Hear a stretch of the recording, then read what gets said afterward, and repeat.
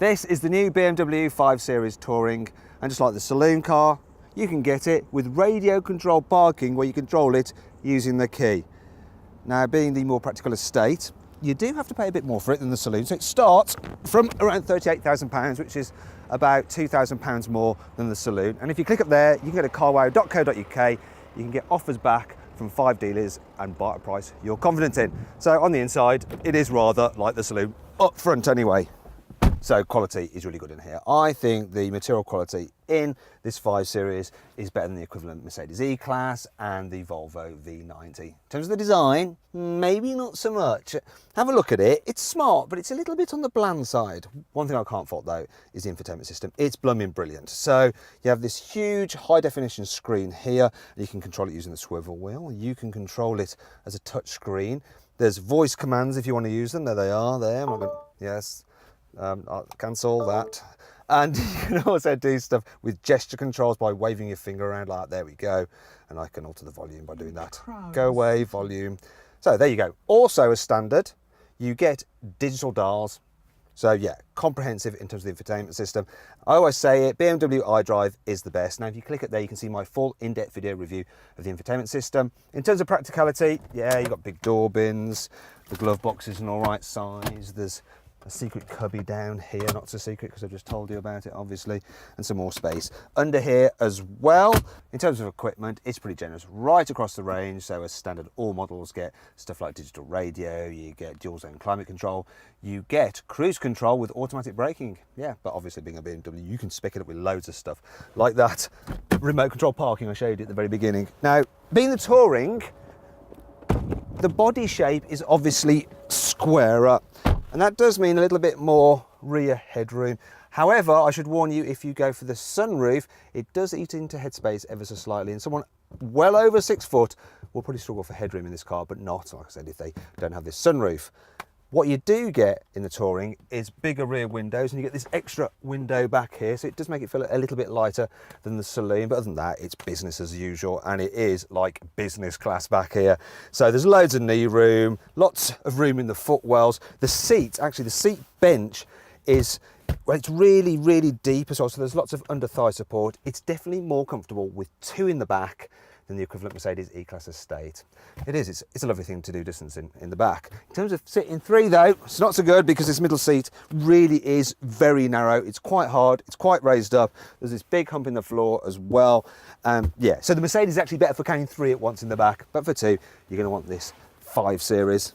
In terms of added practicality, so yeah, there you go, you've got some cup holders there, which is quite nice. And if you want to carry skis or longer objects, there's still 2 rear passengers, you can fold down this central seat. So there we go. Obviously the main reason you're going to buy the Touring is for added boot space.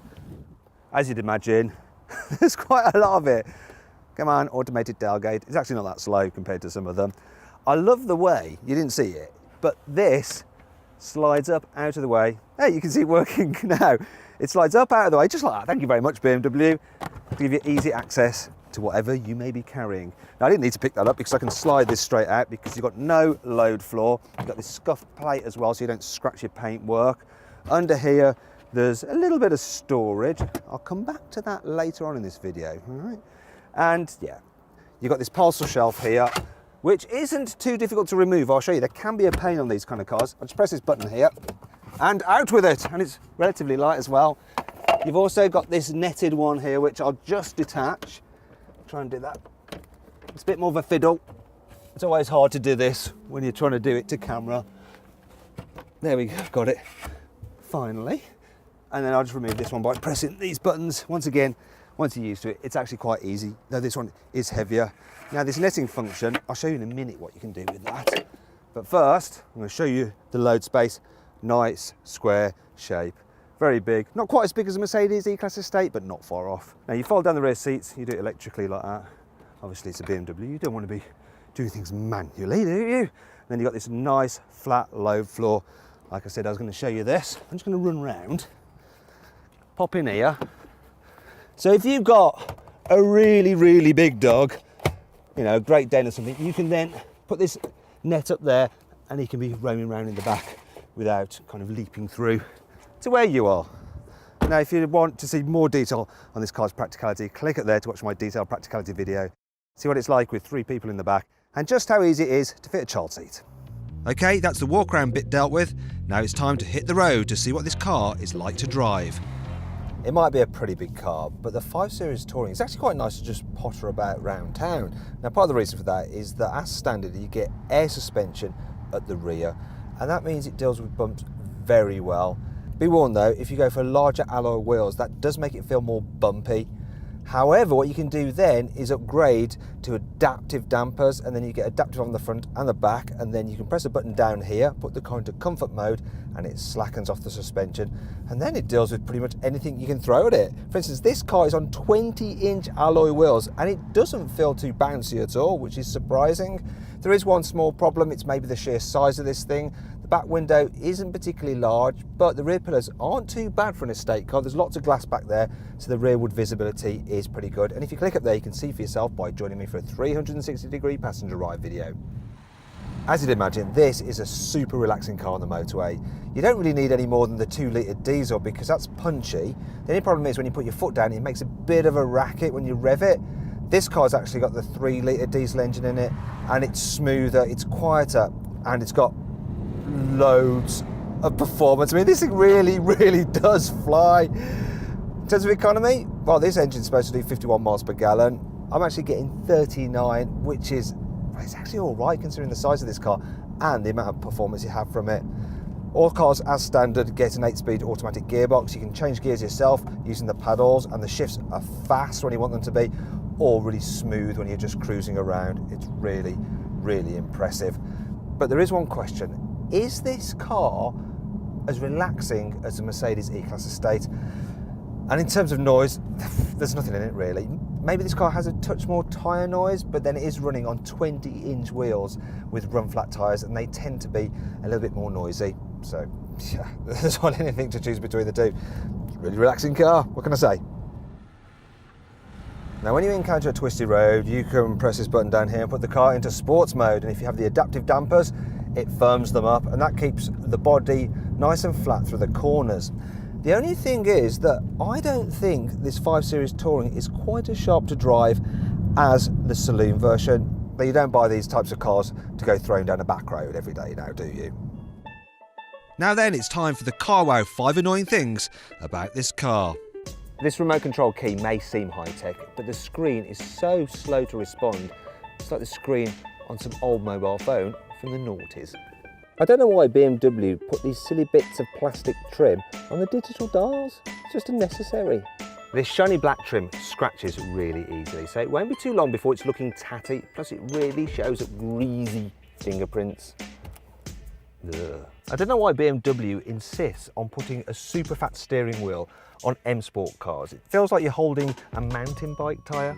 While the iDrive infotainment system comes with Apple CarPlay as standard, it doesn't have Android Auto. In fact, you can't get Android Auto at all. Yet everyone knows that Android is better than Apple. Yes, I bet that's just triggered some fanboys. Feel free to comment on that below. Thankfully, this car has plenty of cool features, which helps make up for all this. Here's 5. This new 5 Series is around 100 kilograms lighter than the old one, thanks to various weight-saving measures. For instance, the boot lid is now made out of aluminium to save 5 kilos, though you'll never have to lift it because obviously it's electrically operated as standard. The electrically operated steering column has absolutely loads of adjustment in it, which is perfect if you've got silly little T-Rex arms. Rah! You can open the back window separately to the rest of the boot, which is ideal for just chucking things into the back of the car. The amazing 360-degree surround camera view allows you to look around the car and actually change the angle of the camera, look, using gesture controls. And you can see some of the other cars we're filming today. Look over there, what's that, a little white thing? It's quite a lot of fun actually. Thanks to the Wi-Fi hotspot, everyone in the car can connect a mobile device to it. So look, I've got 5 devices here. Actually, you can connect twice this amount, 10. Why would you need to connect 10?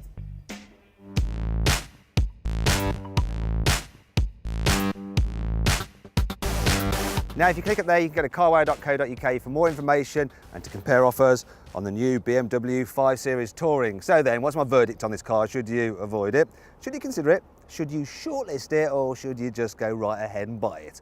Well, I reckon you should you should shortlist this BMW 5 Series Touring. You know, it's got some great gadgets on it and it's a lovely thing. It's just not the very best premium estate car you can buy. If you enjoyed this video, please like it and share it, and click on our logo to subscribe to our channel. Also click on the video windows for more Car Wow videos. Now then, did you spot the Easter egg in this video? It was a picture of the E34 Touring, the first 5 Series estate car, on the mobile phone in the car's cubby.